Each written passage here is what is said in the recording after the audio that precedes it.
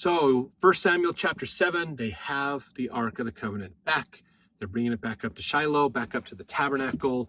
So in this chapter, Samuel exhorts Israel to forsake Ashtaroth and Baalim and serve the Lord. So hopefully he's going to take an opportunity to say, guys, God saved us. Ashtaroth and Baalim did not save us. You need to stop worshiping false idols, get rid of the idol worship, repent, come worship the real God. Israel fasts and seeks the Lord, so they finally repent. The Philistines are subdued. Yay, that finally happens to help them out. Samuel judges Israel. So Samuel becomes the prophet, and he basically takes the judges Israel and becomes their leader, at least a spiritual leader, I should say.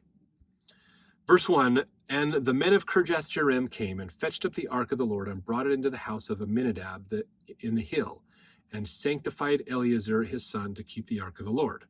So they brought them in, got it ready to go. Verse 2, it came to pass while the ark abode in Kirjath Jearim that the time was long, for it was 20 years, and all the house of Israel lamented after the Lord. So it stayed there for a while before it made it all the way back up. But it stayed there, and they took care of it.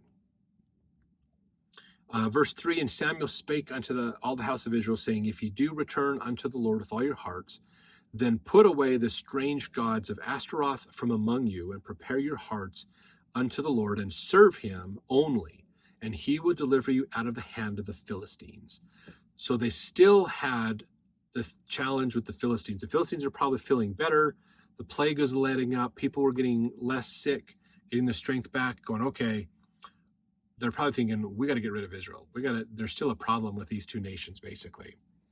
So they're being called to repent and come back. Not accept where they're at, but repent and come back.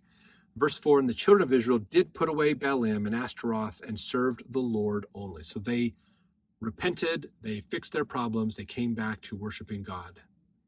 Verse 5, and Samuel said, gather all Israel to Mizpah, and I will pray for you unto the Lord. So Samuel's getting everybody together. We're going to pray unto God. We're going to, go through this process of having God bless us and help us. Verse 6, and they gathered together to Mizpah and drew water and poured it out before the Lord and fasted on that day and said there, we have sinned against the Lord. And Samuel judged the children in Mizpah. When the Philistines heard that the children of Israel were gathered together to Mizpah, the lords of the Philistines went up against Israel. And when the children of Israel heard it, they were afraid of the Philistines. So the Philistines are thinking, we've got an opportunity here to take Israel out. We're going to go after them. Now Israel's mad, is not necessarily mad, I should say, but afraid. Oh, crap, the Philistines are coming back. Last time, that didn't bode well for us. This is not good. Verse 8, and the children of Israel said to Samuel, cease not to cry unto the Lord our God for us, and he will save us out of the hand of the Philistines. And Samuel took a sucking lamb and offered it for a burnt offering holy unto the Lord. And Samuel cried unto the Lord for Israel, and the Lord heard him. And as Samuel was offering up the burnt offering, the Philistines drew near to battle against Israel. But the Lord thundered with a great thunder on that day upon the Philistines and discomfited them, and they were smitten before Israel. So he hit them hard. The Philistines come down to hit, and Israel stood. They fought, and the Philistines are like, what is going on? This is not the Israel we fought before. Oh my gosh, this is not working. Philistines were losing.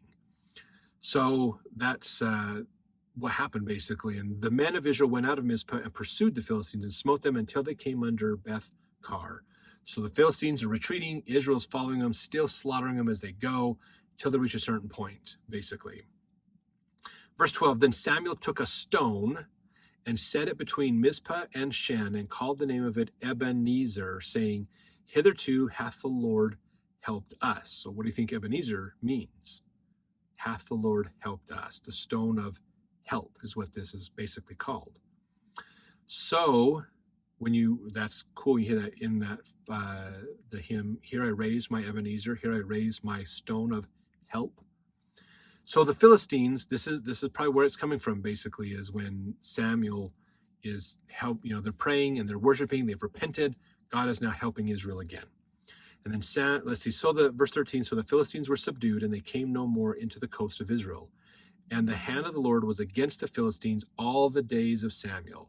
So the Philistines could not win at all so long as Samuel was there. The people were righteous, they were doing what's right, things were getting better. This is, I think, a really good example also to us of the difference between a priesthood leader who is following God, who's holding the people accountable and helping people, and a priesthood leader who is letting people do whatever they want with Eli. So a good contrast in leadership styles between Eli and Samuel here as well. Samuel probably wasn't most popular because he kicked out a lot of the sinning and there's a lot of people mad at him, I'm sure. But Israel did prosper and get better because they acknowledged God, and that's important. Verse 14, the cities which the Philistines had taken from Israel were restored to Israel from Ekron unto Gath, and the coast thereof did Israel deliver out of the hands of the Philistines, and there was peace between Israel and the Amorites. And Samuel judged Israel all the days of his life.